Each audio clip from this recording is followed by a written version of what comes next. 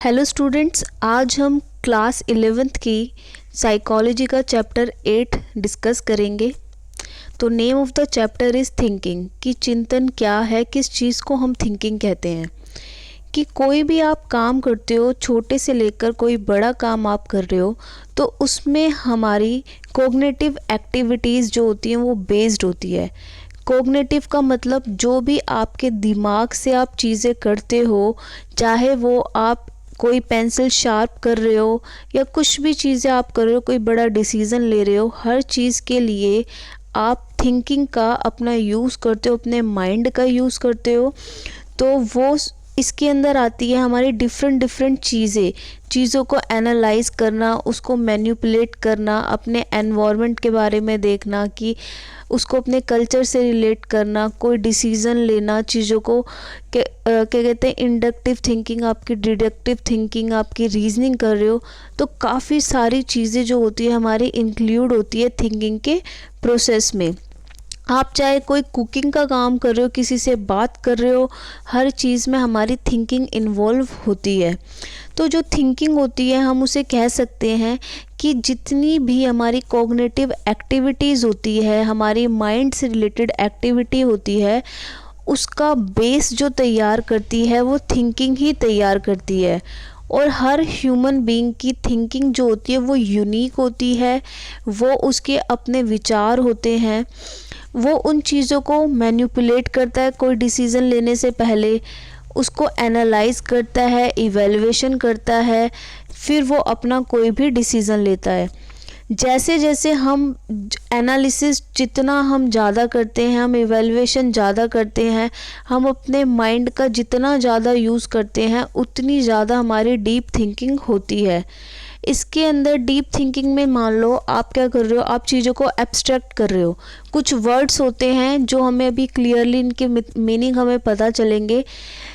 जब हम सोचते हैं तो एब्स्ट्रैक्ट थिंकिंग भी करते हैं। एब्स्ट्रैक्ट थिंकिंग है, मान लो कि पहले कोई चीज़ आपके सामने अवेलेबल है, लेकिन आप उसके अदर एस्पेक्ट्स भी बता रहे हो। जैसे छोटे बच्चे होते हैं, छोटे बच्चे अगर कोई कहते हैं इन्फेंट है, तो हमने उसको सिखाया कि ए फॉर एप्पल होता है, तो एप्पल वो देखेगा कि हाँ ये रेड कलर का है, तो या फिर वो जो चाइल्ड है, चाइल्ड क्या करेगा, टीचर ने या पेरेंट्स ने बताया कि ये एप्पल होता है, तो वो हम क्या कहेंगे, वो कंक्रीट थिंकिंग है कि जो जो हमने उसे बताया कि ये रेड कलर का, इसकी शेप ऐसी है, तो वो होती है हमारी कंक्रीट थिंकिंग, कि जो उसको सामने दिख रहा है सिर्फ वही बता रहा है।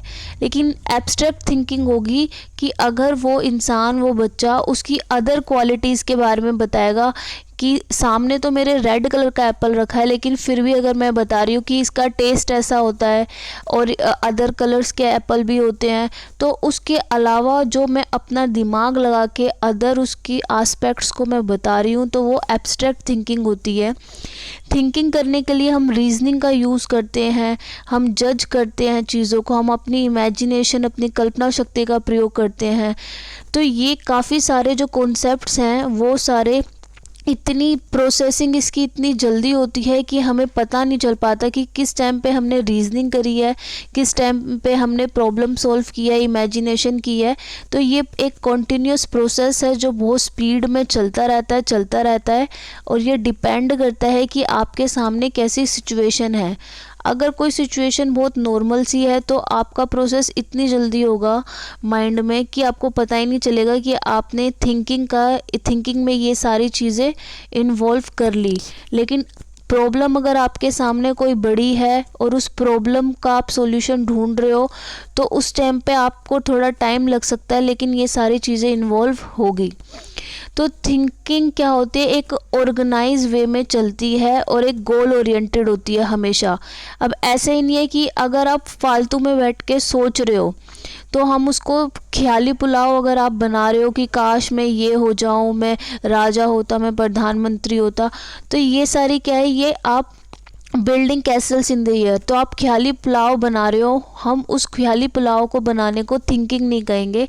थिंकिंग हम उसे तब कहेंगे जब वो एक ऑर्गेनाइज तरीके से और गोल से रिलेटेड होगी।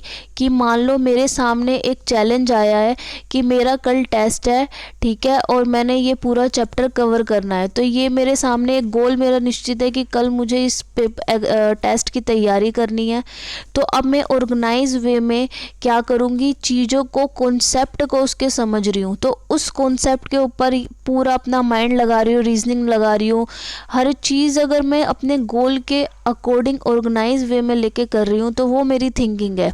ये नहीं कि मैं बैठ के और फालतू की चीज़ें सोच रही हूँ, तो उसे मैं थिंकिंग नहीं कहूँगी। तो हम अपने एक गोल की गोल है, जैसे मेरी बहन की शादी है, तो मेरा गोल है कि उसके लिए उसकी वेडिंग में मुझे कोई सुंदर सी ड्रेस पहननी है, तो मेरा गोल है कि उस ड्रेस को पहनना। तो मैं अलग अलग चीज़ें क्या कहते हैं थिंकिंग में यूज़ करूँगी, कि मैं एब्स्ट्रैक्ट थिंकिंग करूँगी, मैं रीजनिंग करूँगी, इमेजिनेशन करूँगी। लेकिन इमेजिनेशन मैं इसलिए कर पा रही हूँ क्योंकि मेरा गोल है कि मैं उस ड्रेस से रिलेटेड इमेजिनेशन कर रही हूँ, कि मुझे कैसी ड्रेस चाहिए, क्या होना चाहिए, क्या नहीं होना चाहिए। तो उसमें थिंकिंग में एक ऑर्गेनाइज वे में और गोल डायरेक्टेड ये होती है। अब थिंकिंग जो होती है वो एक इंटरनल मेंटल प्रोसेस है।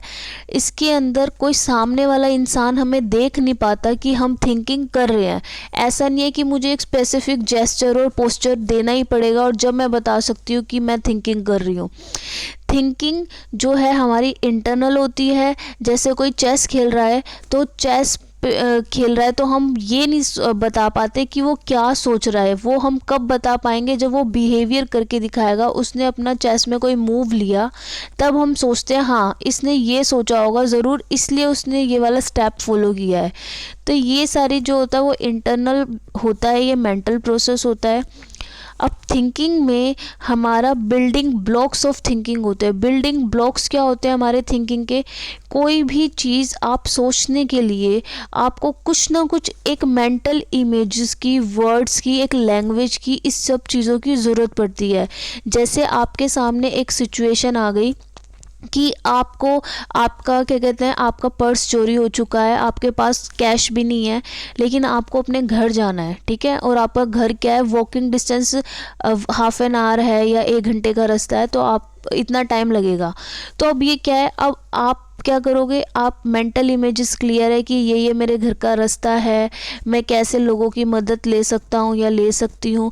तो काफ़ी सारी चीज़ें जिनका आप यूज़ करके जा रहे हो कि क्या, तो ये क्या होता है, हमारे बिल्डिंग ब्लॉक्स होते हैं। जैसे मान लो कोई बच्चा खो जाता है, तब उससे पूछते हैं ना कई बार, ये आपकी गली में आ गया हो, कहाँ से आए हो, मम्मी का क्या नाम है, पापा का क्या नाम है। फिर हम उसको लेके, अगर पहले जैसे पुलिस में नहीं लेके जाते थे तो पहले करते थे बताओ यहाँ, या पुलिस वाले भी लेके जाते हैं कि कौन सा घर है आपका, कैसे कैसे आए थे। तो ये क्या होता है, जब मेंटल इमेजेस और वर्ड्स होना, ये हमारे बिल्डिंग ब्लॉक्स होते हैं। इन सब के यूजेस से हम क्या करते हैं, थिंकिंग अच्छे से कर पाते हैं। एक मेंटल इमेज होती है कि जैसे कि मेंटल इमेज का मतलब है कि मैं आपको मान लो एक स्टोरी समझा रही हूँ, ठीक है, एक स्टोरी बता रही हूँ और आपने अपने दिमाग में सेम टू सेम वही चीज़ें अभी आपके चल रही है, आपने फ्रेम कर ली वो सारी सिचुएशन की। सामने एक माउंटेन है, मैंने आपको बताया कि एक पहाड़ है, वहाँ से झरना बह रहा है, हम सब वहाँ पिकनिक मना रहे हैं। तो जो जो मैं बोल रही हूँ वो आप अपने दिमाग में उसकी एक इमेज बना रहे हो। तो वही क्या होती है, वो थिंकिंग में बहुत ज़्यादा ज़रूरी होती है कि जो जो मैंने आपको बोला, आपने वो विजुअल इमेज जो है अपने माइंड में, अपनी आँखों में क्रिएट कर ली। तो वही क्या है, थिंकिंग में एक पार्ट होता है उसका, कि हमें थिंकिंग करने के लिए वो क्या करता है, मदद करता है। तो हम कहते हैं कि एक इमेज, एक ऐसी इमेज, जो मेंटल इमेज क्या होती है, एक ऐसी इमेज होता है रिप्रेजेंटेशन करना जो भी हमारा एक्सपीरियंस है। और वो, जैसे मैंने अभी किसी का नाम बोला अमिताभ बच्चन, तो आपके आंखों के सामने वो इमेज आ गई है, तो वो क्या है, एक मेंटल रिप्रेजेंटेशन है। मैं उनके बारे में कोई मूवी की स्टोरी बता रही, तो वो सब शोले की मूवी आपको बता रही, तो वो आपकी आंखों के सामने भी चल रही है। तो ये सब क्या होता है, हमारी थिंकिंग का पार्ट होता है। जो बिल्डिंग ब्लॉक्स होते हैं, उसमें इमेजेस आती है, उसमें कॉन्सेप्ट्स आते हैं अलग अलग टाइप के। कॉन्सेप्ट क्या होता है? सबसे पहले होता है कि कॉन्सेप्ट वर्ड होता है कि कोई भी चीज़ जब आपके सामने आती है, ठीक है, मान लो अभी कोई आपके सामने एक बस सामने आई, ठीक है, तो आप ये बोलोगे ना कि आप मान लो कि अभी आप खड़े हो, स्टैंड पे खड़े हो, आपने बोला कि बस गई है मेरे सामने से कार गई है, मेरे सामने से टू व्हीलर गया है, बाइक गई है, स्कूटी गई है। आपने ये डिसीज़न कैसे लिया कि ये तो कार है, ये बस है, ठीक है, ये ट्रक है, ये कैसे डिसीज़न लिया? तो वो डिसीज़न हमारा रिलेटेड होता है कॉन्सेप्ट से। कॉन्सेप्ट क्या होता है? जब हमने किसी चीज़ के बारे में, किसी को हम उसकी कैटेगरी के बेसिस पे, किसी को हमने क्या कहते हैं, नाम दे देते हैं कि एक स्पेसिफिक शेप है, किस साइज है किसी चीज़ का, कि ये अगर कोई 4 टायर वाली आपको क्या कहते हैं, 4 व्हील्स वाली आपको कोई चीज़ दिखाई दे रही है, अगर उसकी शेप क्या है, एक रेक्टेंगुलर उसकी शेप है, ठीक है, क्यूबॉइड की शेप में है, अगर उसका कलर ऐसा है, उसका साइज और शेप दोनों आप बता रहे हो, उसका कलर बता रहे हो, तो काफ़ी सारी चीज़ें जब हम ऐसे हर एस्पेक्ट को कैटेगराइज कर देते हैं, अगर ऐसी चीज़ आपको दिखाई दे रही है तो वो क्या है, वो एक बस है।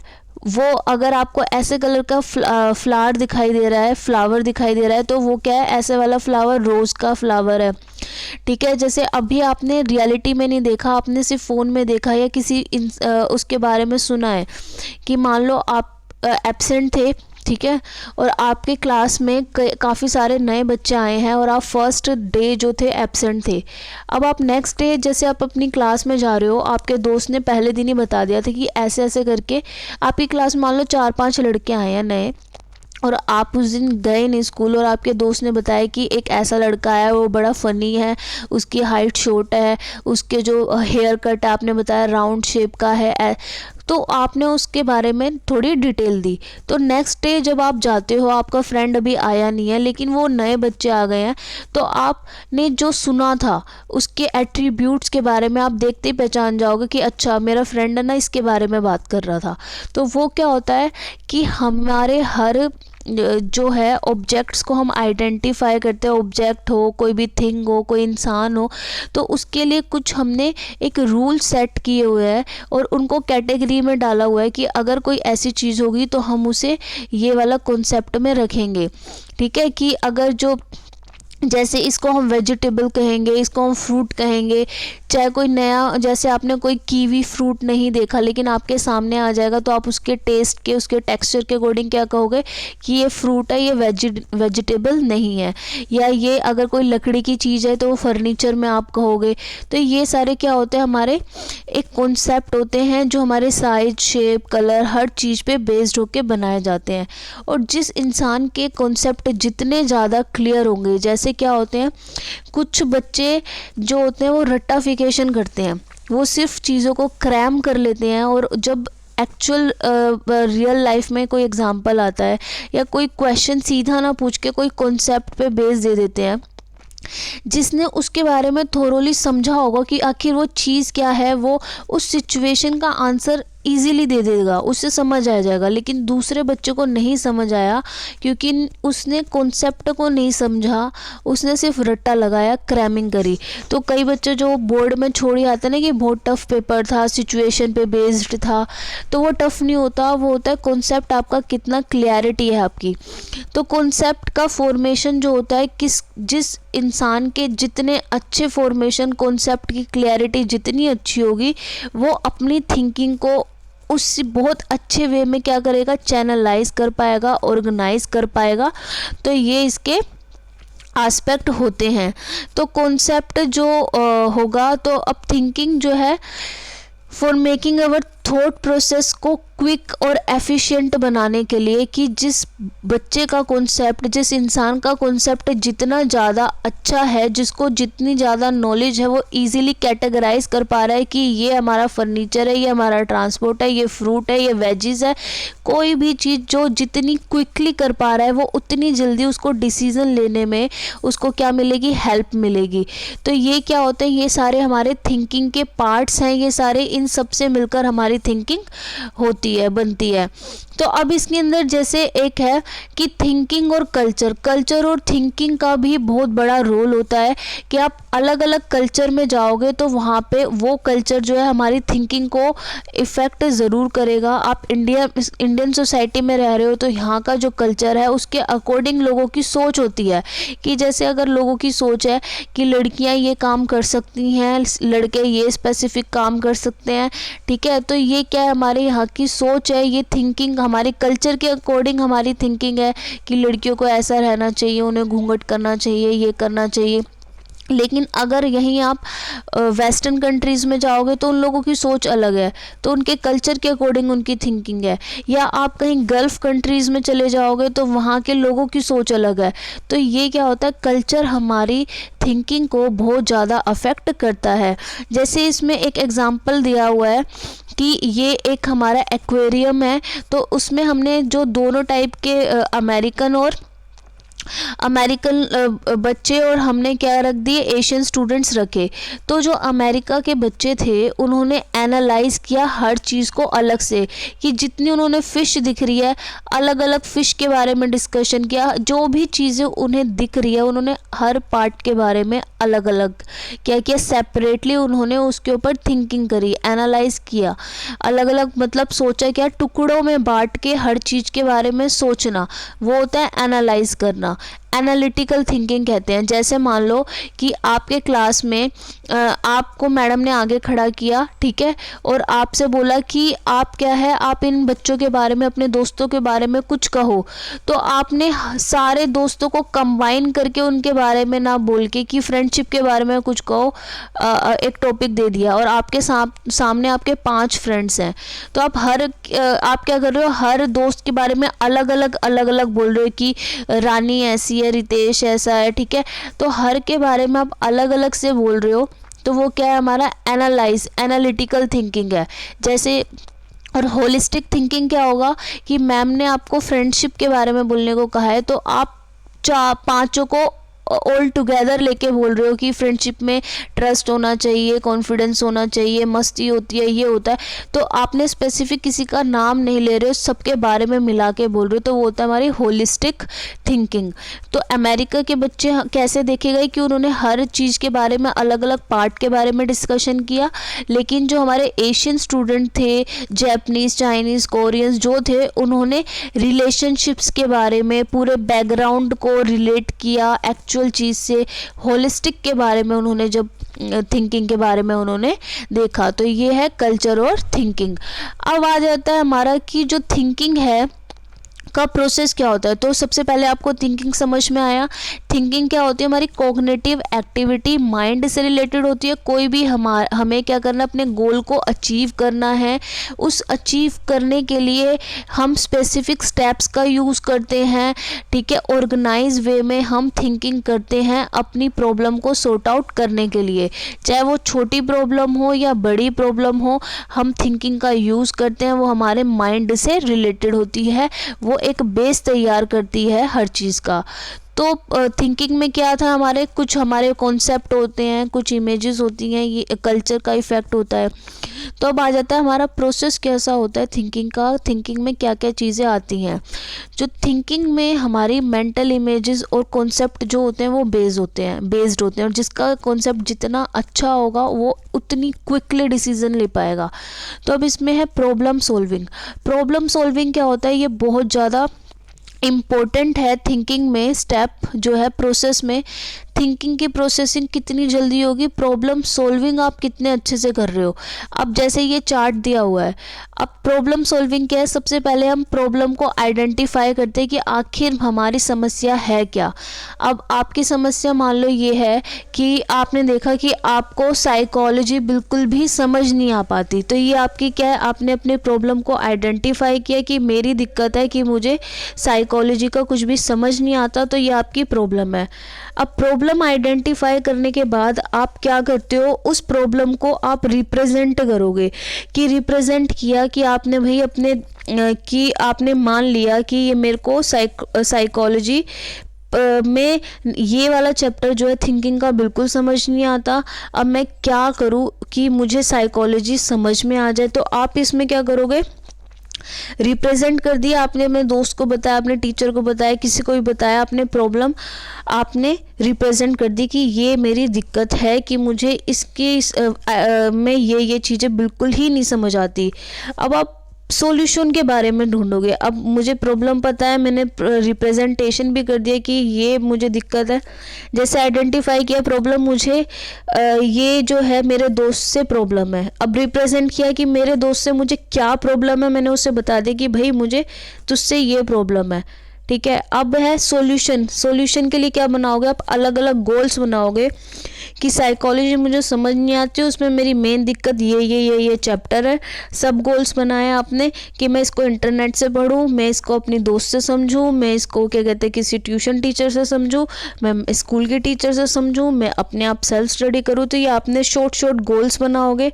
ठीक है, उस गोल्स के बाद आपने कुछ गोल्स बना लिए, फिर आप ये देखोगे इसमें से सबसे बेहतर गोल कौन सा है। आप हर गोल को क्या करोगे? पहले इवेलुएट करोगे। इवेलुएट किया आपने, ऑनलाइन में देखा, एक दो टीचर के लेक्चर देखे, तो आपने देखा कि इसके अंदर में मुझे कितना समझ में आया। फिर आपने दूसरा गोल अपनी फ्रेंड से समझ के देखा, टीचर से समझ के देखा। तो आप इवेलुएट करोगे कि कौन सी चीज़ में कितना आपका टाइम जा रहा है। ठीक है, फिर आप क्या करोगे? सिलेक्ट वन गोल और एंड एग्जीक्यूट इट। फिर अब जितने गोल्स आपने बनाए थे, ठीक है, उसका आपने ट्राई भी लेके देख लिया, तो अब आप एग्जीक्यूट करोगे कि जो सबसे बेस्ट होगा वो आपने सिलेक्ट करना है और आप उसको चुन लोगे। ठीक है, आपने चुन लिया कि भाई मुझे इस इंसान से पढ़ना है, इसका मुझे बिल्कुल क्लियरिटी वे में मेरा पूरा कॉन्सेप्ट क्लियर हो गया, मुझे समझ में आ गया। अब है इवेलुएट द आउटकम। जब आपने उस चीज़ को अपना लिया, फिर आप आउटकम देखोगे कि रिजल्ट क्या निकल के आया। कि मान लो आपका कोई टेस्ट था और आपने अच्छा परफॉर्म किया, तो आपका इवैल्यूएशन आपको मिल गया कि जो आपने गोल, जिस चीज़ को सिलेक्ट किया था, ठीक है, जो आपने सॉल्यूशन ढूंढा था और उसका एग्जीक्यूशन अच्छे से हुआ, वो आपको इवैल्यूएशन में पता चल गया। फिर आप दोबारा से सोचोगे, मान लो इवैल्यूएशन में आपका पॉजिटिव या नेगेटिव, क्या मान लो आपके ज़्यादा नंबर आए या आपके कम नंबर आए, तो इवैल्यूएशन के बाद आप क्या करोगे? उस पर दोबारा से सोचोगे, रीथिंक करोगे और फिर दोबारा से प्रॉब्लम को रिडिफाइन करोगे कि ज़्यादा नंबर आए तो क्यों आए, कम आए तो क्यों आए, मिडल में रह गए तो क्यों रह गए। तो फिर दोबारा से ये प्रोसेस चलता रहेगा। तो सबसे पहले क्या करते हैं हम? आइडेंटिफाई करते हैं प्रॉब्लम को कि प्रॉब्लम क्या है, मुझे शादी में जाना है। ठीक है, मेरे पास सेकंड क्या है, मैंने बता दिया कि मैं शादी में इसलिए नहीं जा सकता क्योंकि मेरे पास कपड़े नहीं है। सब गोल्स क्या बनाए कि मैं इससे मांग लूँ, इससे मांग लूँ, इससे मांग लूँ। अब देख लिया कि मैंने सोच तो लिया कि मैं 4 जनों से कपड़े मांग सकती हूँ, लेकिन फोर्थ में क्या किया? इवैल्यूएशन किया कि इन चारों में से कौन कौन दे सकते हैं और कौन कौन क्या बहाने मारेंगे ना देने के। फिफ्थ में मैंने चुन लिया कि हाँ मुझे इसी से मांगने हैं और वो कपड़े मुझे मिल गए, मैं पहन के चली गई। फिर अगले दिन वो इवैल्यूएशन में पता चल जाएगा कि लोग क्या बता रहे। शादी में मैं गई, कोई अच्छा बताएगा कपड़ों को, कोई बेकार बताएगा। फिर 7वीं बार में मैं क्या करूँगी? दोबारा सोचूंगी कि मुझे एक और शादी में जाना है, क्या मैं दोबारा कपड़े मांगूँ या ना मांगूँ। तो ये क्या होता है हमारा, हर किसी भी चीज़ पे लेकर आप इसको क्या बता सकते हो, इन स्टेप्स को फॉलो कर सकते हो। ये आपके प्रॉब्लम सॉल्विंग के स्टेप्स होते हैं और ये थिंकिंग में बहुत हेल्प करते हैं। उसकी प्रोसेसिंग का एक पार्ट है प्रॉब्लम को सॉल्व करना। तो इसमें आ जाता है थिंकिंग हमारी गोल ओरिएंटेड होती है। कोई भी हर्डल्स को, प्रॉब्लम्स को सॉल्व करने के लिए हमें इन सब चीज़ों की ज़रूरत होती है। ठीक है, तो ये स्टेजेस हैं उसकी। अब आ जाता है कि कौन कौन से ऑब्स्टेकल्स टू सॉल्विंग प्रॉब्लम, जो प्रॉब्लम को सॉल्व करने के लिए हमें कौन कौन सी दिक्कतों का सामना करना पड़ता है। कि मेरे सामने प्रॉब्लम है कि मुझे शादी में जाना है, मेरे पास कपड़े नहीं है।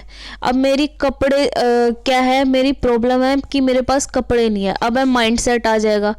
अब क्या है इसके अंदर माइंडसेट में, भाई मेरा माइंडसेट बन चुका है, चाहे मेरे पास कपड़े हो या ना हो, शादी में जाना है, लेकिन मैं किसी से मांग नहीं सकती। मेरी एक ईगो हर्ट होती है कि मैंने आज तक मांगा नहीं तो मुझसे मांगा नहीं जाएगा। तो परेशानियां, ऑब्स्टेकल्स क्या आते हैं कि हर इंसान का ना अपना अपना माइंड सेट होता है किसी भी चीज़ को लेकर, और उसके सामने मान लो कई लोगों के सामने प्रॉब्लम है कि मान लो उनके घर में फाइनेंशियल कंडीशन ख़राब है, ठीक है, लेकिन उनका एक माइंडसेट बन चुका है कि घर में से लड़कियां बाहर कमाने नहीं जाएगी। जैसे हम अपनी सोसाइटी के बारे में बात करें, जैसे रूरल, अगर हम गांव में और यहाँ पे अगर हम जाके देखें तो अब भी वो, चाहे उनके घर में फाइनेंशियल कंडीशन ख़राब हो, लेकिन वो सोचते नहीं उसके, वो नहीं जाएगी कमाने, ठीक है, चाहे घर में पैसे नहीं है। तो ये क्या है, हमारी प्रॉब्लम के ऑब्स्टेकल्स क्या हैं, क्या दिक्कतें आती है, हमारे माइंडसेट कैसा है, कि टेंडेंसी ऑफ अ पर्सन, कि एक इंसान की कैसी सोच है, ठीक है, वो कौन से स्टेप्स को फॉलो कर रहा है उस प्रॉब्लम से बाहर निकलने के लिए। या मान लो कि क्या होती है, कई बार हमारी ये टेंडेंसी होती है कि अगर हमें है ना कि हम कोई भी चीज़ क्विकली कर लेते हैं, और हमें इतनी गंदी आदत लगी हुई है कि आजकल हम अपना दिमाग लगाना नहीं चाहते। जैसे कि टेबल है या आपको कोई कैलकुलेशन करनी है, तो आप खुद से रिटर्न में नहीं करके आप क्या करते हो, कैलकुलेटर में जल्दी से आंसर निकाल लेते हो।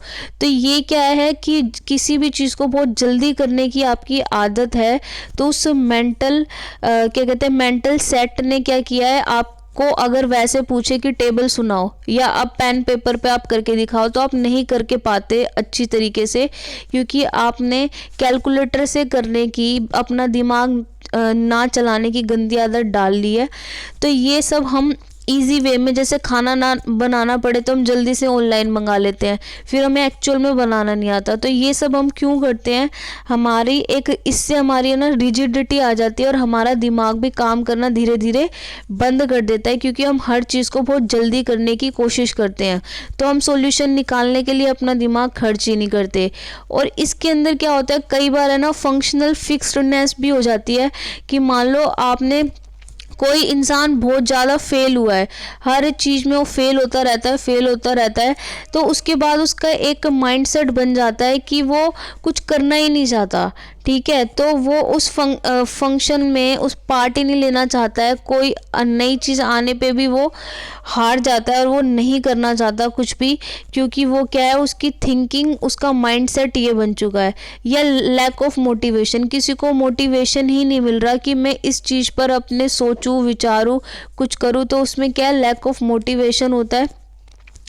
कि प्रॉब्लम सॉल्व करने की मान लो कोई कोशिश कर रहा है, लेकिन उसके जो दोस्त हैं, उसके घर वाले हैं, वो बोल रहे हैं कि क्या फालतूगिरी में लग गए, ये क्या कर रहे हो, टाइम वेस्ट कर रहे हो, वो कर रहे हो।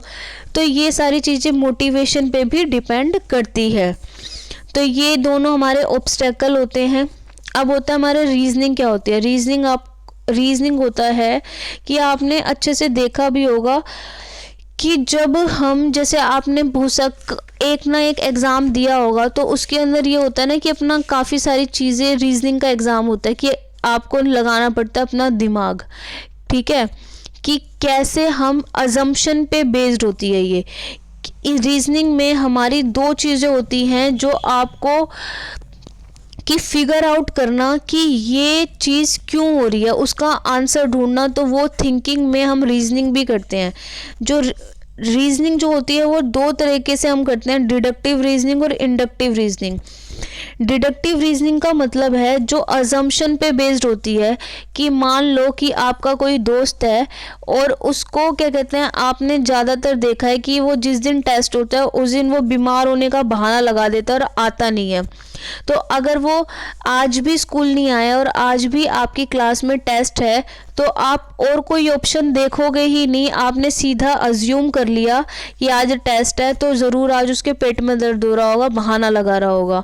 तो ये क्या है, हमारी डिडक्टिव रीजनिंग। डिडक्टिव रीजनिंग क्या होती है, जो एक अजम्पशन से पे ही तैयार हो जाती है। जैसे अगर इसमें एग्जाम्पल दे रखा है कि ट्रेन के पीछे भाग रहे हैं लोग, ठीक है, कोई भाग रहा है, तो हमने मूवी में देखा है कि वो उसका सामान रह गया होगा ज़रूर, इसलिए वो भाग रहा है। तो हमने अदर ऑप्शंस देखे ही नहीं, सोच ही नहीं रहे कि क्या हो सकता है, हमने सिर्फ पहले से हमने बना लिया कि वो पीछे भाग रहा है ना, ज़रूर उसका सामान उसमें रह गया इसलिए वो पीछे भाग रहा है। तो डिडक्टिव रीजनिंग होती है जो हमारे अजम्पशन पे बेस्ड होती है कि ऐसा होता है तो इसलिए होता है कि जो जनरली हमने देखा है तो हम उसी को मान लेते हैं। जैसे कोई बच्चा मान लो आपकी क्लास में बहुत ज़्यादा गाली देता है तो हमने ये मान लिया, या कोई खाना नहीं लेके आता तो हमने पहले से अजम्पशन मान ली ज़रूर इसकी मम्मी खाना नहीं बनाती, ज़रूर ये क्या कहते हैं हर किसी से लड़ाई करता है तो ये ऐसा है। तो हम उसके पीछे का रीज़न जानने की कोशिश नहीं करते और हम पहले से कंक्लूजन बता देते हैं, ये मेरी अजम्पशन है और ये इसका यही हुआ होगा उस इंसान के बारे में जानने से पहले। तो ये क्या होता है, हमारा डिडक्टिव रीजनिंग होती है। इसको हम जर्नल से हम क्या करते हैं, जर्नल टू स्पेसिफिक हम बोलेंगे, क्योंकि जर्नल था कि हमने देखा था कि ट्रेन के पीछे यूं ही भागते हैं लोग, ठीक है, जिसका सामान छूट जाए। फिर हमने किसी को देखा भागते हुए, स्पेसिफिक हमने कर दिया राजू उस ट्रेन के पीछे भाग रहा है तो ज़रूर राजू का सामान रह गया है। तो ये क्या है, जर्नल से स्पेसिफिक, पर्टिकुलर। और कंक्लूजन भी हम अपने आप दे देते हैं कि लोग गलती करते, ये गाली दे रहा है तो ज़रूर इसने ये गलती की होगी इसलिए ये गाली दे रहा है, लेकिन हम रीज़न नहीं जानते। कंक्लूजन भी खुद दे देते हैं और अजम्पशन भी खुद कर लेते हैं। लेकिन दूसरा होता है हमारी इंडक्टिव रीजनिंग। इंडक्टिव रीजनिंग क्या होती है, इंडक्टिव रीजनिंग में ये हर सिचुएशन, फैक्ट्स और ऑब्जर्वेशन पे बेस्ड होती है कि अगर कोई पीछे भाग रहा है ट्रेन के तो हम ये नहीं कहेंगे कि उसका सामान रह गया, हम चीज़ों को ऑब्जर्व करेंगे कि ये भाग रहा है तो क्यों भाग रहा है। और दूसरे रीज़न भी हो सकते हैं, कहीं उसके घर वाले तो ट्रेन में नहीं चढ़ गए और वो अकेला नीचे रह गया, क्या पता कोई चोर तो नहीं था, क्या पता ये तो नहीं था। तो जब हम अदर सिचुएशंस को हम देखेंगे, हर चीज़ को हम फॉलो करेंगे, हर स्टेप को हम फॉलो करेंगे, तो वो तो हमारी इंडक्टिव रीजनिंग होती है। ये नहीं कि ऐसा होता है तो हमने सीधा कंक्लूजन दे दिया कि वो अगर गाली दे रहा है, वो लड़ रहा है तो क्यों लड़ रहा है, हम उसके पीछे का जवाब जानने की कोशिश करेंगे कि ऐसा क्या हो गया, क्या नहीं हो गया। तो ये होती है हमारी इंडक्टिव रीजनिंग होती है। ये एक स्पेसिफिक इंसान से जुड़ी है। मान लो सामने राजू है और राजू ऐसी चीज़ें कर रहा है तो मैं पूरी चीज़ें जानने की कोशिश करूँगी, उसकी फैमिली के बारे में, उसकी सिचुएशन के बारे में। उसके बाद एंड में मैं बताऊँगी हर चीज़ की रिसर्च करने के बाद कि ये हमारा आंसर है। तो ये होती है हमारी इंडक्टिव रीजनिंग। तो ये हमारी रीजनिंग होती है। तो जो रीजनिंग होती है वो हमें बहुत ज़्यादा हेल्प करती है। कोई भी जो साइंटिस्ट होते हैं वो हमेशा इंडक्टिव रीजनिंग का सहारा लेते हैं, ठीक है, क्योंकि जो मेनली होता है इंडक्टिव रीजनिंग में ही हम हर पर्टिकुलर फैक्ट के बारे में जानते हैं कि जैसे ग्लोबल वार्मिंग हो रही है या पोल्यूशन दिल्ली में बहुत ज़्यादा हो रहा है, तो साइंटिस्ट पूरा हर इंडक्टिव रीजनिंग का सहारा लेंगे, कौन कौन से इसके कॉजेज़ हैं, किस चीज़ से हमें क्या दिक्कत है, हर चीज़ के बारे में सोचना, डीपली स्टडी करना, ठीक है, और अपना चीज़ों को एनालाइज करना। अब इसी में एक एनालॉजी भी आ जाता है। एनालॉजी आपने देखा होगा कि अगर ए बी के इक्वल है, बी सी के इक्वल है, सी डी के इक्वल है, तो क्या होगा, ए डी के इक्वल भी होगा, ए सी के इक्वल भी होगा। तो ये सब क्या होती है, हमारी एनालॉजी होती है, जिसके अंदर ये हमें हेल्प करती है चीज़ों को आइडेंटिफाई करने में। जैसे राम श्याम का भाई है, श्याम राधा की बहन है, श्याम का भाई के बहन राधा है, तो वो क्या होगा, राम की बहन भी कौन होगी, राधा। तो ये सब क्या होते हैं, ये भी हमारी रीजनिंग का पार्ट होते हैं। अब थिंकिंग में हमने क्या देखा, रीजनिंग भी हो गई हमारी, ठीक है, और हमारा डिसीजन मेकिंग की अब बारी है। कोई भी जब हम थिंकिंग करते हैं, किसी चीज़ के बारे में सोचते हैं, तो अब हम क्या करते हैं, डिसीजन भी लेते हैं। डिसीजन के लिए हमने इंडक्टिव और डिडक्टिव दोनों थिंकिंग का यूज़ किया। अब इसमें है जजमेंट। जजमेंट क्या होता है, जब हम कोई भी conclusion, we draw conclusion from opinions, evaluate events, object based on knowledge and available evidences, कि हमारे सामने ये सारे चीज़ें हैं। जजमेंट अब जब लेते हैं, जैसे आपने देखा होगा कि कोई भी पुलिस इन्वेस्टिगेशन कर रही है या किसी जज ने किसी केस के बारे में बोला, ठीक है, तो वो क्या है, वो हर चीज़, हर एस्पेक्ट को हम उसके इवेलुएट करते हैं कि यह सामने वाला कोई एक इंसान है, मान लो आपकी एक दोस्त है और वो क्या है, वो किसी नौकरी की तलाश में, और आपने देखा उसका बिहेवियर कि वो बहुत ज़्यादा बातें करती है, ठीक है, उसका ड्रेसिंग सेंस भी ऐसा है, ठीक, और वो चीज़ों का एक्सप्लेन अच्छे से करती है, लोग उसकी बात इजीली समझ जाते हैं। तो आपने उसकी सारी क्वालिटीज़ के बारे में अच्छे से देखा, फिर आपने उसको जजमेंट दे दी एक कि भाई तू ऐसा कर कि अगर तुझे नौकरी की तलाश है तो सेल्स में तेरी नौकरी बहुत अच्छे से होगी, क्योंकि तू सामने वाले को अपने कन्विंस कर सकती है अच्छे से। तो वो ऐसी जो सेल्स पर्सन्स की जॉब होती है, हम ऐसे ही उनको मिल जाती है। तो जजमेंट या हमारा कोई इंटरव्यू होता है तो इंटरव्यू में भी देखते हैं वो आपके बॉडी जेस्चर्स कैसे हैं, आपसे क्वेश्चंस पूछते हैं, फिर आपको जजमेंट बता देते हैं वो इंटरव्यू का पैनल कि आप उस नौकरी के लायक है या नहीं है। तो जजमेंट में ये सारी चीज़ें इंक्लूड होती हैं। तो लेकिन कई बार जो होती है हमारी जो जजमेंट होती है वो ऑटोमेटिक भी होती है, जिसमें हमें कोई एफर्ट्स लगाने की भी ज़रूरत नहीं होती, वो हमारी आदत पे बेस्ड होती है। जैसे जजमेंट आपने ले ली कि आप 5 स्टार होटल का खाना बहुत अच्छा ही मिलेगा, चाहे वो एक दिन पुराना बासी खाना हो, लेकिन हमने देखते ही हम उसमें घुस गए और हमने उनको हज़ारों रुपए दे दिए। किस जजमेंट से? कि उसके नाम से। या हमने देखा कि लैक्मी का सामान अच्छा होता है, हमने बस ब्रांड की चीज़ देखते ही हमने वो ख़रीद ली, चाहे वो बेकार में क्या हो, बेकार निकले। वो ऑन द स्पॉट हमने कर लिया, ऑटोमेटिक जजमेंट ले ली हमने, क्योंकि वो हमारी आदत से हम मजबूर है कि हमने ये दिमाग में बनाया हुआ है कि जो ब्रांडेड चीज़ें होती हैं वो अच्छी होती हैं। तो लेकिन कुछ जजमेंट जो होती है हमारी, वो हमारी पर्सनल चॉइसेस पे भी डिपेंड करती है। जैसे कि अब मैं आपको किसी का जज बना दिया और सामने बोल दिया कि ये कंटेस्टेंट पार्टिसिपेट कर रहे हैं, या आपको ये ऐसे है, ये चेक करना है कंटेस्टेंट्स का और बताना कौन विनर है। तो उसके अंदर आपके जो पर्सनल आपके क्या बिलीफ हैं, आपकी सोच कैसी है, आपका एटीट्यूड कैसा है, आपको कौन सी थिंकिंग के लोग पसंद है, आप उस इवेल्युएशन करने में आप क्या देख रहे हो। ड्राइंग कंपटीशन है, जैसे आपने उसके कलर देखे, किसी को उसकी सीनरी पसंद आती है, किसी को ये पसंद आता है फिनिशिंग कैसे करी है। तो हर इंसान अपने अलग बेसिस पे क्या करेगा, अपने बिलीव्स के अकॉर्डिंग जजमेंट लेता है। तो जैसे आपने देखा होगा कि बोर्ड में जो पेपर होते हैं वो जिस टीचर के पास जाता है, वो अलग अलग टीचर, उनका अपना भी रोल होता है कि वो उसमें कितने मार्क्स आपको दे रहे हैं। तो डिसीज़न मेकिंग में हम क्या करते हैं, हम बहुत सारे चूज़ करते हैं, बहुत सारे ऑप्शंस को अपने पर्सनल सिग्निफिकेंस के अकॉर्डिंग। जजमेंट और जो डिसीज़न मेकिंग होती है वो एक दूसरे से रिलेटेड होती है, वो अलग नहीं होती, ठीक है। तो इसके अंदर जब हमारा पर्सनल वाली चीज़ आ जाती है कि ये मार्क्स देना और ये सारी चीज़ें में करना, तो वो हमारी डिसीज़न मेकिंग से रिलेटेड होती है और उसी में हमारी जजमेंट आ जाती है कि हमारे बिलीफ क्या हैं। और ये हमारे पास्ट में अगर मान लो हमारे साथ कुछ ऐसा हुआ है और इसके ऊपर हमने ये वाला काम किया था, जैसे आपके घर पे मान लो अचानक से रिश्तेदार आ गए और आपने देखा कि पहले भी ऐसा हुआ था, तब मैंने ये वाला खाना बनाया था, वो अच्छा बना था और जल्दी बना था। तो आपने क्विकली जजमेंट ले लिया अपने पास्ट के अकॉर्डिंग और अपने बिलीफ के अकॉर्डिंग कि मैं ये बना लेती हूँ, टाइम इतना लगेगा। तो ये क्या आपकी डिसीजन मेकिंग है। और जितनी प्रैक्टिस आपने जितने अच्छे से की होगी उतनी जल्दी से आप डिसीजन अच्छे से ले पाओगे। तो ये क्या होती है, आपकी जजमेंट और डिसीजन मेकिंग इंटर रिलेटेड होती है।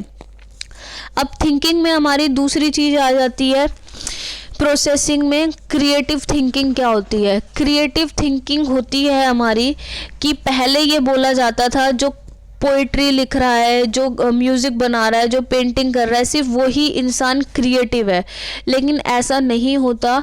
अब ये इसका क्रिएटिविटी का ब्रॉडर एस्पेक्ट है। हर इंसान क्रिएटिव होता है एक अपनी लिमिट के अकॉर्डिंग, कि जो हमारे जो भगवान ने ऐसा ज़रूरी नहीं है कि सबको क्रिएटिविटी दी है, किसी को कम दी है, किसी को बिल्कुल नहीं दी, किसी को बहुत ज़्यादा दी है। तो जिस इंसान में जितनी क्रिएटिविटी है और वो उस क्रिएटिविटी के अकॉर्डिंग कितना अच्छा काम कर रहा है, किसी भी फील्ड में हो सकता है। वो ज़रूरी नहीं है कि वो कहानियाँ लिखे या कविताएं लिखे तभी हम उसको क्रिएटिव कहेंगे। कोई स्टोरी कितने अच्छे से सुना रहा है वो भी एक क्रिएटिविटी है। कोई कितने अच्छी तरीके से खाना बना रहा है, कोई पढ़ा कितने अच्छे से रहा है, कोई डायलॉग कितने अच्छे से बोल रहा है, कोई क्वेश्चंस कैसे पूछ रहा है, कोई कॉन्वर्सेशन कैसे कर रहा है, गेम कैसे खेल रहा है। हर चीज़ में अपनी एक क्रिएटिविटी है। तो क्रिएटिविटी में हम हम एवरीडे लाइफ में हम क्रिएटिविटी देखते हैं, हर चीज़ में क्रिएटिविटी होती है लोगों की, लेकिन कुछ स्पेशल क्रिएटिविटी होती है जो जिसके अंदर क्या कहते हैं स्पेशल टैलेंट की, जिसमें बहुत ज़्यादा ज़रूरत होती है। तो क्रिएटिव होने के लिए बहुत ज़्यादा एक्स्ट्रा ऑर्डिनरी होना ज़रूरी नहीं है, कि ये नहीं है कि इस इंसान का IQ मैक्सिमम जो मिनिमम जो क्रिएटिविटी के लिए IQ हमें 80 चाहिए होता है, कि जिसका IQ 80 तक होगा कम से कम, तो वो इंसान क्रिएटिविटी में आ सकता है, वो क्रिएटिव काम कुछ कर सकता है। अब जिसका मान लो 110 IQ है वो भी क्रिएटिव हो सकता है, और जिसका 80 IQ है इंटेलिजेंस क्वेश्चन, वो भी क्रिएटिव हो सकता है। अब क्रिएटिव थिंकिंग जो होती है हमारी, इसके अंदर कोई कितने लेवल का क्रिएटिव है, वो हमारी दो चीज़ें होती हैं। एक होता है हमारा G फैक्टर और एक होता है हमारा S फैक्टर, G और S। अब G होता है कि जो हमारे जीन्स ने हमें दिया है, कि कितनी क्रिएटिविटी गॉड ने हमें दी है, और S होता है हमारा एनवायरनमेंट, कि आप मानो कि कोई एक स्लम एरिया में बच्चा रहता है और वो क्या है, उसको भगवान ने गाना गाने का क्या दिया है, बहुत ज़्यादा बड़ी क्रिएटिविटी दी है। G फैक्टर उसका बहुत ज़्यादा है, लेकिन उसको ऐसा एनवायरनमेंट नहीं मिल पा रहा कि वो अपना अच्छे से गाना गाए, लेकिन भगवान ने उसे आवाज़ दी है। वहीं एक अमीर बच्चा है, उसको भगवान ने आवाज़ बहुत कम दी है, मतलब थोड़ी बहुत सिंगिंग वो कर लेता है, लेकिन उसको S फैक्टर बहुत ज़्यादा मिल रहा है, उसको एनवायरनमेंट अच्छा प्रोवाइड किया जा रहा है। तो अब लेकिन अगर रियलिटी में हम देखें, अगर इन दोनों बच्चों को एक जैसा अगर हम एनवायरनमेंट प्रोवाइड कराए, तो ये स्लम एरिया वाला बच्चा ये ज़्यादा क्रिएटिव माना जाएगा। क्यों माना जाएगा? क्योंकि जो इसका G फैक्टर है, जो भगवान ने इसे दिया है, वो दूसरे वाले बच्चे से ज़्यादा अच्छा है। तो क्रिएटिविटी के लिए हमारा एनवायरनमेंट भी ज़रूरी होता है। अगर दोनों को एक जैसी चीज़ें मिलेगी तो दूसरे वाला ज़्यादा अच्छा कर पाएगा। तो क्रिएटिव होने के लिए आपको जो है आपकी चीज़ में रियलिटी होनी चाहिए और वो ओरिजिनल होना चाहिए। ऐसा नहीं कि अभी जो आपने किया वही दूसरा बच्चा भी कर ले। आपकी जो क्रिएटिव जब माने जाओगे जब आपने कुछ नई चीज़ करी है, वो कंस्ट्रक्टिव चीज़ है, वो बहुत डिज़ायरेबल है, तो आप वो क्रिएटिव माने जाओगे। जो जेपी गलफोर्ड थे, जेपी गलफोर्ड ने बोला था कि जो क्रिएटिव थिंकिंग होती है उसमें दो चीज़ें होती हैं, एक कन्वर्जेंट थिंकिंग और एक डाइवर्जेंट थिंकिंग।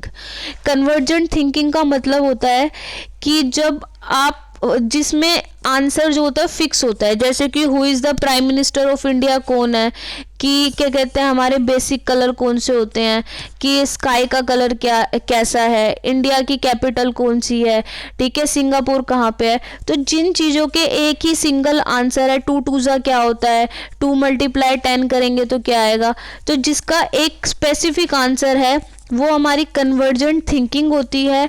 और जबकि डाइवर्जेंट थिंकिंग होती है हमारी जिसमें हमारे मोर देन वन आंसर हो सकते हैं, जिसके अंदर WH फैमिली वाले सारे हम चीज़ें ला सकते हैं कि व्हाट, वाई, क्यों, हाउ, कैसे, कि काश में देश का प्रधानमंत्री होता, बताओ क्या क्या चीज़ें कर सकते हो, तुम एयर पोल्यूशन को दूर करने के लिए क्या कर सकते हो, ये नहीं होता तो क्या होता। तो ये जो इफ़ वाले जितने भी क्वेश्चंस के आंसर जब आप आउट ऑफ द बॉक्स सोच रहे हो तो वो हमारी डाइवर्जेंट थिंकिंग होती है। किसी भी इंसान को क्रिएटिव बनने के लिए पहले उसका बेस क्लियर होगा कन्वर्जेंट थिंकिंग से। उसे जैसे पता होगा कि प्राइम मिनिस्टर का क्या रोल होता है, ये हमारा प्राइम मिनिस्टर है। अब डाइवर्जेंट थिंकिंग वो क्या लगाएगा, फिर उसके बाद आगे जाएगा, वो डाइवर्जेंट पे जब जाएगा जब उसका कन्वर्जेंट क्लियर होगा कि प्राइम मिनिस्टर होता कौन है, ठीक है। फिर अब जो क्रिएटिव होने के लिए उसको दोनों थिंकिंग की ज़रूरत होती है। क्रिएटिव होने के लिए अब जैसे आ जाता है आपका कि उसको कन्वर्जेंट थिंकिंग भी चाहिए और डाइवर्जेंट थिंकिंग भी चाहिए, और इन दोनों के कॉम्बिनेशन से ही वो क्रिएटिव हो पाएगा। अब इसमें है कि डाइवर्जेंट थिंकिंग जो है वो कैसी होती है। हर इंसान में डाइवर्जेंट थिंकिंग आपको नहीं मिलेगी। जैसे जो रट्टू तोते होते हैं वो सिर्फ कन्वर्जेंट थिंकिंग के आंसर कर पाते हैं, लेकिन वहीं आपका कोई, जैसे एग्ज़ाम में देखा होगा आपने, कोई सिचुएशन बेस्ड क्वेश्चन आ जाता है तो वो उसका आंसर नहीं कर पाते, क्योंकि उसके अंदर डाइवर्जेंट थिंकिंग की ज़रूरत है। डाइवर्जेंट थिंकिंग वाले लोग जो होते हैं उनमें फ्लुएंसी होती है, क्योंकि उनकी वो अपनी खुद की सोच है, तो वो फ्लुएंटली उसका आंसर कर पाते हैं, क्योंकि वो मेरा आइडिया था, तो आप अच्छे से एक्सप्लेन कर पाओगे और जल्दी जल्दी उसको बता पाओगे कि ये ऐसे है, ये ऐसे है। फ्लेक्सिबिलिटी होती है कि अगर मान लो आपका कोई आइडिया है, आपका ओरिजिनल है, तो सामने वाला अगर नहीं समझ पा रहा तो आप दूसरा एग्जाम्पल दे के बताओगे, फ्लेक्सिबिलिटी है। तीसरा एग्जाम्पल दे के बताओगे क्योंकि वो आपका खुद का है, ओरिजिनल होगा क्योंकि वो आपका खुद का है, किसी और ने वो नहीं किया। तो आप अपना रिलेशनशिप्स बता सकते हो, कॉम्बिनेशन बना के जो भी कर सकते हो वो ओरिजिनल होगा। आप उसके बारे में कितना भी बोल सकते हो, कोई कितनी बार पूछेगा आप उतनी बार इलेबोरेट कर सकते हो। तो ये होता है हमारा डाइवर्जेंट इंसान। तो कन्वर्जेंट और डाइवर्जेंट दोनों मिला के हमारी क्रिएटिव थिंकिंग बनती है। और क्रिएटिविटी सिर्फ पोइट्री, डांस, म्यूजिक तक नहीं है, वो हर चीज़ में हो सकती है। ये डिपेंड करता है कि आपका जी फैक्टर और आपका एस फैक्टर कितना डोमिनेंट है। अब इसके अंदर आते हैं लेटरल थिंकिंग क्या होती है। लेटरल थिंकिंग अगर हम एक क्या कहते हैं शॉर्ट में अगर हम समझे कि लेटरल थिंकिंग होती है digging a hole in another place. मतलब आया कि आप कोई काम कर रहे हो, आप किसी चीज़ की मान लो तैयारी कर रहे हो, ठीक है। लेटरल थिंकिंग है कि आप उसी चीज़ की तैयारी करे जा रहे हो, आप फेल हो रहे हो, आप तैयारी कर रहे हो, आप फेल हो रहे हो। तो लेटरल थिंकिंग वाले कहते हैं कि अगर यहाँ पे आप गड्ढा किए जा रहे हो और पानी नहीं मिल रहा, तो आप उस गड्ढे को छोड़ दो, आप किसी और जगह ढूंढो और वहाँ पे आप क्या कहते हैं गड्ढा खोद के देखो, शायद वहाँ पानी मिल जाए। तो लेटरल थिंकिंग होती है हमारी, ये एक डाइवर्जेंट थिंकिंग हम कह सकते हैं इसे लेटरल थिंकिंग को, क्योंकि इसके अंदर है कि अगर यहाँ पे पानी नहीं मिल रहा, अगर हम एक देखें तो आप वो गड्ढे को किसी दूसरी जगह खोदना शुरू कर दो। अगर आपको इस जगह पे नौकरी नहीं मिल रही तो आप इसको छोड़ के किसी और चीज़ में ट्राई कर लो। तो वो आपकी क्या लेटरल थिंकिंग, हम डाइवर्जेंट थिंकिंग को ही एक पार्ट है, हम उसी को हम कह सकते हैं कि आप उसका ऑल्टरनेटिव ढूंढो कि आप कैसे उस चीज़ को सॉल्व कर सकते हो। तो ये होती है हमारी लेटरल थिंकिंग होती है कि आप ऑल्टरनेटिव ढूंढो उस चीज़ को करने का। जैसे कि आप आज स्कूल में कोई एग्जामिनेशन है, आप टीचर और आप प्रिंसिपल हो और वो स्पेसिफिक टीचर नहीं आया, साइंस का टीचर नहीं आया, क्वेश्चन पेपर हर क्लास में क्वेश्चन पेपर समझाने जाना है, क्वेश्चन पेपर में कुछ गलती है, तो अब आप उसका ऑल्टरनेटिव ढूंढो कि टीचर एक ही था साइंस का, वो नहीं आया, लेकिन वो जो ज्योग्राफी वाले सर हैं उनको भी साइंस वो अपना ट्यूशन पढ़ाते हैं, उन्हें भी इस कॉन्सेप्ट के बारे में अच्छे से पता है, आप उन्हें भेज सकते हो। तो ऑल्टरनेटिव ढूंढना वो लेटरल थिंकिंग को हम डाइवर्जेंट थिंकिंग का पार्ट ही बोलते हैं। अब आ जाता है हमारा प्रोसेस क्या होता है, क्रिएटिव थिंकिंग हम कैसे करते हैं, क्या प्रोसेस है। तो इसके अंदर 4 चीज़ें होती हैं। सबसे पहली होती है हमारी प्रिपरेशन स्टेज। क्रिएटिव थिंकिंग सबसे पहले शुरुआत होती है तैयारी करना। प्रिपरेशन स्टेज में होता है हमारी डाइवर्जेंट थिंकिंग। हम सोचेंगे कि अगर मान लो आप कहीं जा रहे हो और आपको कहानियाँ लिखना अच्छा लगता है, या आप क्या करोगे, या आपको लोगों को ऑब्जर्व करना अच्छा लगता है, तो सबसे पहले आपकी प्रिपरेशन स्टेज आती है क्रिएटिविटी में। आप लोगों को, कहीं शादी में जा रहे हो, आप लोगों को ऑब्जर्व करोगे कि कैसे कौन बात करता है, क्या करता है, तो ये आपने ऑब्जर्व किया उन्हें अच्छे से। फिर आती है आपकी चीज़ों को एनालाइज किया, सब कुछ जो पहला प्रिपरेशन स्टेज होती है उसमें डाइवर्जेंट थिंकिंग आ गई आपकी। फिर आप क्या करोगे, आप इंक्यूबेशन स्टेज, मान लो आप अपने घर आ गए और आपको एक कहानी लिखनी है, तो लेकिन आप इस इंक्यूबेशन स्टेज में आप बहुत ज़्यादा फ्रस्ट्रेट हो जाते हो, आपको बार बार फेलियर मिलता है, आप कहानी तैयार करने की कोशिश कर रहे हो मान लो एग्जाम्पल में, लेकिन आपको पता नहीं चल रहा कि कौन सा कैरेक्टर मैं लूँ जो जस्टिफाई कर सके कहानी को। तो ये क्या, आप उसमें फंस के रह जाओगे और आपको फेल होने का डर लगेगा, आप परेशान हो जाओगे। जो ये फेल वाली फीलिंग है, ये ही हम इंक्यूबेशन स्टेज हम इसको बोलते हैं।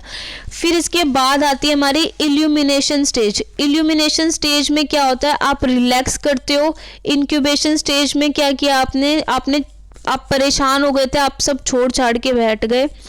इन इल्यूमिनेशन स्टेज में जब आपने अपने माइंड को रिलैक्स किया, ठीक है, मान लो आप खाने पीने चले गए, आप सो गए, और फिर आप एकदम में जब सुबह उठे तो आपको एकदम में मान लो आइडिया आया कि अच्छा इस कहानी में ये वाला हम मोड़ दे सकते हैं, ये कैरेक्टर इसमें हो सकता है, तो इंक्यूबेशन इल्यूमिनेशन स्टेज हो जाएगी। इल्यूमिनेशन स्टेज में क्या होता है, जब हम अपने माइंड को रिलैक्स करने के बाद हमें एकदम से जब वो आइडिया आता है तो हमारी इल्यूमिनेशन स्टेज होती है। फिर आती है हमारी वेरिफिकेशन स्टेज। फिर जो हमने सोचा है, क्या जो मेरा आइडिया आया वो सही है या नहीं है, तो इसके अंदर हम कन्वर्जेंट थिंकिंग का यूज़ करते हैं।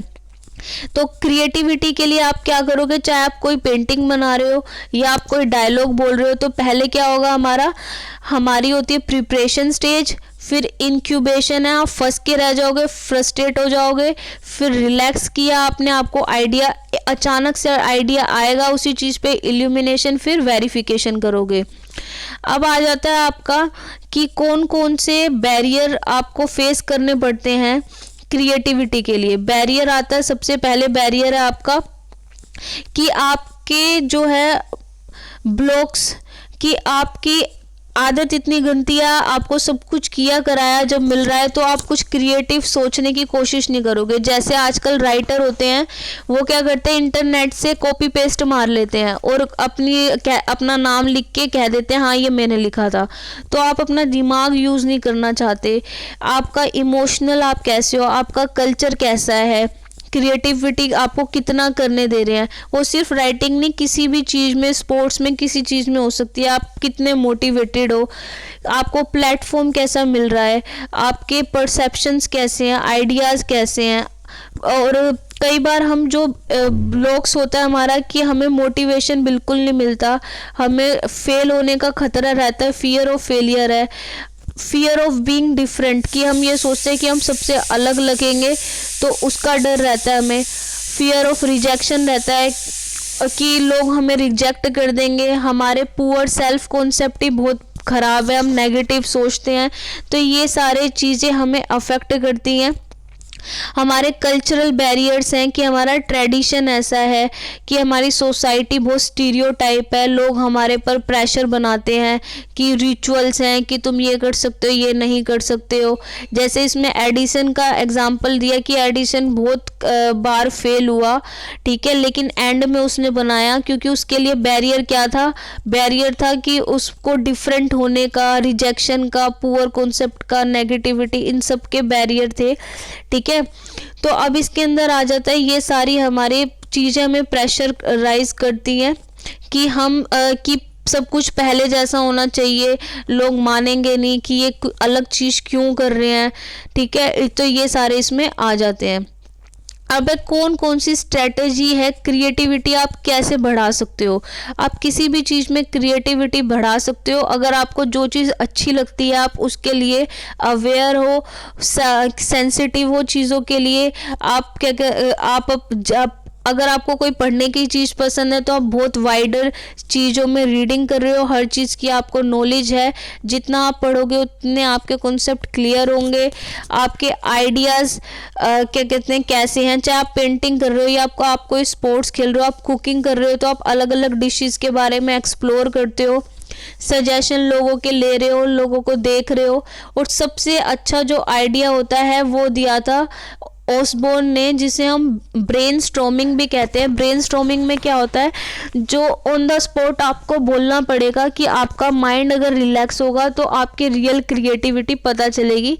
जैसे जिसको हम एक्सटेम्पोर बोलते हैं, उसमें क्या सीधा आपको इसके अंदर हम जितना होता है, उन्होंने बोला ओरली हमें काम कराना चाहिए, क्योंकि अगर आप लिखने बैठोगे तो लिखने पे आपके आइडिया गायब हो जाएंगे, आप चीज़ों की नकल करने की कोशिश करोगे। लेकिन ऑन द स्पॉट आप बोलोगे, टाइम लिमिट आपके सामने है, तो आप जितना जल्दी आप फ्रीली बोलते रहोगे तो आपके आइडियाज़ बहुत अच्छे से पता चलेंगे।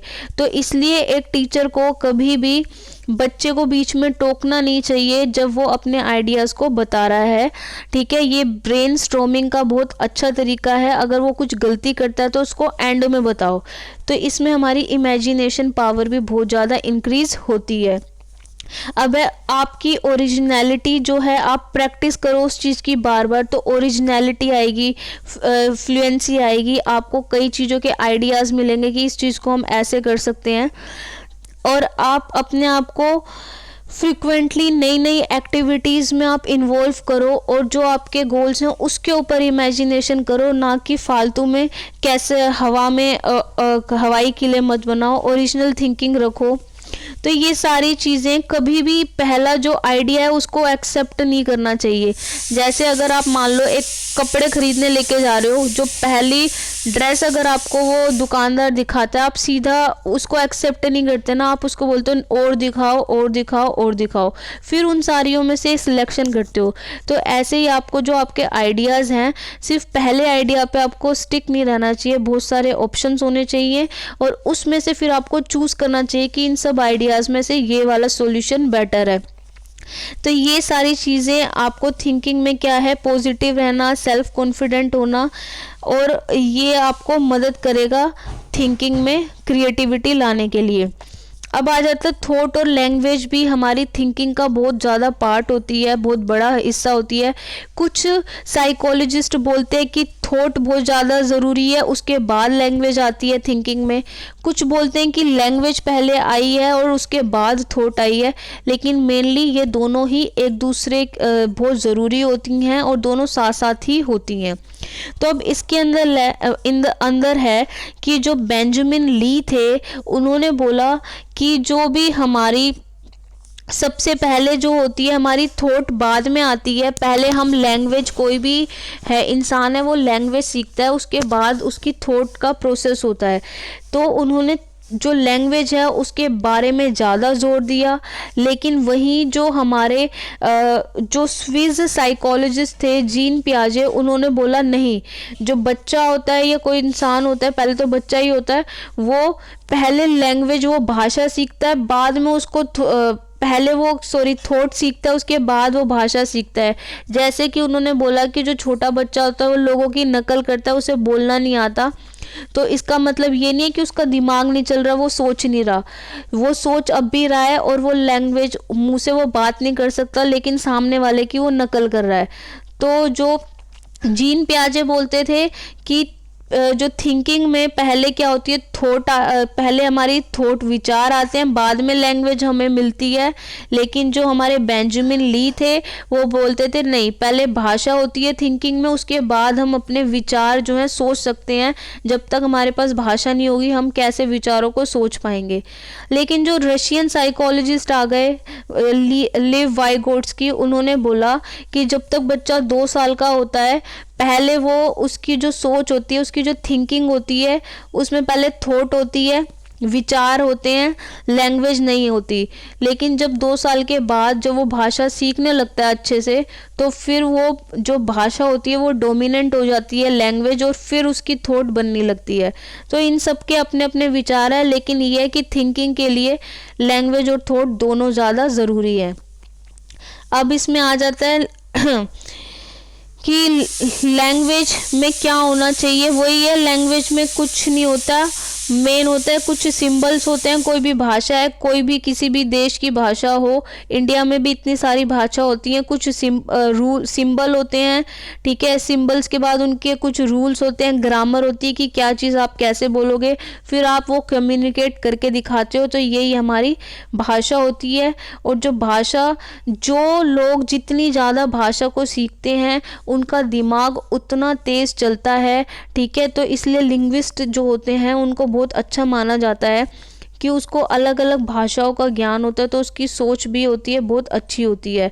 तो इसमें कॉम्प्लेक्स होती है लैंग्वेज, बहुत यूनिक होती है। और इसके अंदर आ जाता है, अब जो लैंग्वेज, कोई भी देश में आप जाओ, कोई भी भाषा हो, उसका एक प्रिडिक्टेबल पैटर्न है जो जनरल लोग फॉलो करते हैं।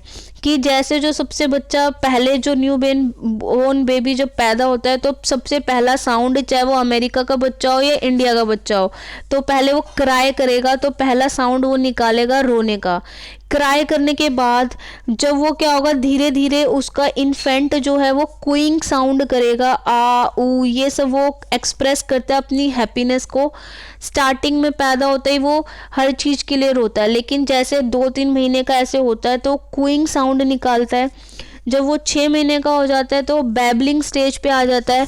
बैबलिंग का मतलब होता है जब कॉन्सोनेंट और जो वोवल होते हैं उनको रिपीट करना, जैसे डा, आ, बा। तो हर चीज़ों के पीछे वो क्या है, एक कॉन्सोनेंट लिया तो साथ में एक वोवल को जोड़ दिया तो वो ये साउंड निकालता है। और जब वो 9 महीने का होने लगता है तब वो इकोलैलिया करता है। इकोलैलिया मतलब कोई भी साउंड को बार बार बोलना, डा डा डा डा, मा मा मा, पा पा पा। जो कुछ भी चीज़ बोल रहा है उसको वो बार बार बोल रहा है, रिपीट में बोल रहा है, तो वो होती है हमारी इकोलैलिया 9 मंथ में। और जब क्या होता है, जब उसका पहला बर्थडे आता है, जब वो 1 साल का हो जाता है, तो 1 साल का बच्चा जो होता है इसके अंदर वो 1 वर्ड बोलना शुरू कर देता है। जो पहला वर्ड होता है वो उसका नाउन होता है, ठीक है। तो पहला वर्ड उसने जो बोला तो हम समझ जाते हैं क्या कर रहा है। उसने बोला मम, पानी, ठीक है, तो हम समझ गए कि इसको मतलब इसको प्यास लग रही है। वो एक वर्ड बोलेगा फिर हम समझ जाएंगे। तो अब जो पहला वर्ड जो इसको हम होलो फ्रेज भी कहते हैं, उसकी इस लैंग्वेज को 1 वर्ड वाली लैंग्वेज कहते हैं, कि वो एक शब्द बोलता है और हम समझ जाते हैं कि वो क्या कहना चाह रहा है। फिर आती है उसकी 2 वर्ड स्टेज की लैंग्वेज आती है जिसको हम टेलीग्राफिक स्पीच बोलते हैं।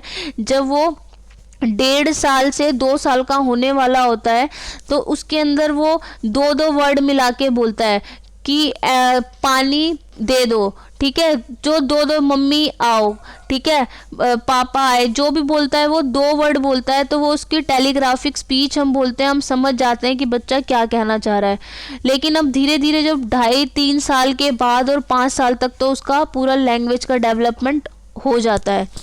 तो अब जो BF स्किनर थे उन्होंने भी भाषा के बारे में बोला कि जो बच्चा जो लैंग्वेज सीखता है वो 3 चीज़ें वो करता है। सबसे पहले वो एसोसिएशन करता है, संबंध बनाता है, कि अगर आपने बोला बोतल तो पहले वो बोतल को देखेगा फिर सीखेगा इसे बोतल बोलते हैं। अगर आप बोल रहे हो एप्पल तो पहले वो एप्पल देखेगा फिर वो क्या कहते हैं एप्पल बोलेगा, तो उससे वो इजीली वो सीख सकता है। फिर वो इमिटेशन करके भी सीखता है, सामने जो अडल्ट्स उसके जो बोल रहे हैं, बड़े लोग जो बोल रहे हैं तो वो उसकी नकल भी करता है।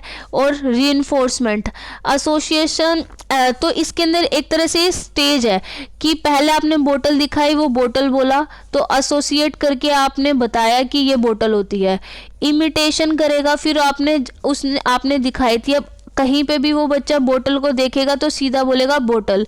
अगर आप उसको रीइंफोर्समेंट दे देते हो, आप हंस के दिखाते हो वाह कि बिल्कुल सही बोला, तो वो उसको खुशी मिलेगी। हंस के दिखाओगे तो वो उसका कॉन्सेप्ट क्लियर लैंग्वेज का अच्छे से हो जाएगा। वहीं आप उसको डांट दोगे तो वो क्या होगा, उसका कॉन्सेप्ट क्लियर अच्छे से नहीं होगा। तो बाइलिंगुअल और मल्टीलिंगुअल क्या होता है, जिसको 2 लैंग्वेज आती है वो बाइलिंगुअल होता है, जिससे 2 से ज़्यादा लैंग्वेज आती है वो मल्टीलिंगुअल होता है। लेकिन इंसान की चाहे वो बाइलिंगुअल हो या मल्टीलिंगुअल हो, उसको इमोशंस अपने बताने होते हैं वो अपनी मदर टंग में ही उसको अच्छे से एक्सप्रेस करता है। अब आ जाते हैं जो लास्ट है इसका, जो लिंग्विस्ट नोम चॉम्स्की थे, उन्होंने बोला था कि कोई भी बच्चा, कोई भी इंसान किसी भी देश की भाषा अच्छे से सीख सकता है, क्योंकि जब वो पैदा होता है तो वो उसके पास एक यूनिवर्सल ग्रामर लेके पैदा होता है। तो इसलिए वो क्या कर सकता है, वो किसी भी लैंग्वेज का डेवलपमेंट उसका अच्छे से हो सकता है, क्योंकि वो जो पैदा ही भगवान ने उसे एक यूनिवर्सल ग्रामर लेके किया है। चाहे वो हिंदी सीखे, इंग्लिश सीखे, वो कोई भी चीज़ इजीली सीख सकता है और उसको एक्सप्लेन करने की इतनी ज़्यादा ज़रूरत नहीं होती। लेकिन जो स्किनर जो थे वो कहते थे कि इन्फेंट को लैंग्वेज करनी चाहिए, एक्वायर करता है, they hear and how they add new words to their vocab, कि वो लर्निंग पे ध्यान देते थे। और चॉम्स्की कहते थे उसके पास LAD है। तो होल कॉन्सेप्ट अगर हम कहें तो यही है हमारा, कि जो हमारी थिंकिंग होती है इस थिंकिंग में सारी चीज़ें इन्वॉल्व होती हैं, ठीक है। तो इन्हीं सब चीज़ों को कॉम्बिनेशन से हमारी थिंकिंग बनती है।